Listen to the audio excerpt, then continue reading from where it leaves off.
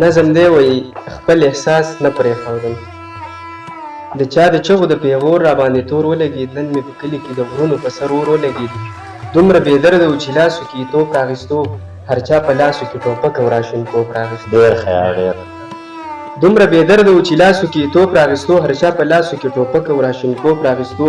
وړو بچو مو په کورونو کې ژړا کوله، داسې ډېر خلک وو چې موږ پورې خندا کوله. وړو بچو مو په کورونو کې ژړا کوله، داسې ډېر خلک وو چې موږ پورې خندا کوله. دومره خفه شومه د سترګو نه مې نم راواغېست، خپل احساس نه پرېښودم ځکه مې قلم راواغېست.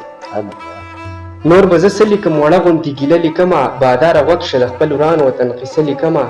د بلا ورځو نه په غرونو کې جنګونه کوي، په دغه شور کې مې نازک زړګی دردونه کوي.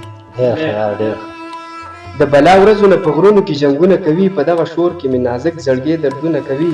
هسې بې ځایه دا ښایسته ښکلی انسان مړ کېږي، د مسلمان د لاسه ولې مسلمان مړ کېږي. راشه لاليه دا خرابې عینې ختمې کړه، نور مو په زړونو کې دا بغض او کینې ختمې کړه. راشه لاليه دا خرابې عینې ختمې کړه، نور مو په زړونو کې دا بغض او کینې ختمې کړه. سرکاره کونې د کالتوسو اوازونه ناوري، باداره ولې مو د زړونو فریادونه ناوري.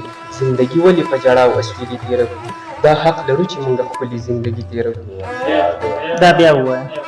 سرکاره کونې د کالتوسو اوازونه ناوري، باداره ولې مو د زړونو فریادونه ناوري.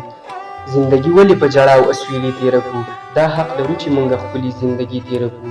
په دې کالتوسو هسې نه د چا وربل ولګي، په دې کالتوسو هسې نه د چا وربل ولګي، هسې نه دې کلي نه اور ستا په محل ولګي. په دې کالتوسو هسې نه د چا وربل ولګي، هسې نه دې کلي نه اور ستا په محل ولګي.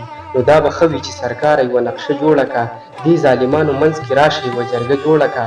د بابا جان خبره کور کلی په زور نه کېږي، نور د دې خلکو صدیانه کلی کور نه کېږي. نور د دې خلکو صدیانه کلی کور نه کېږي.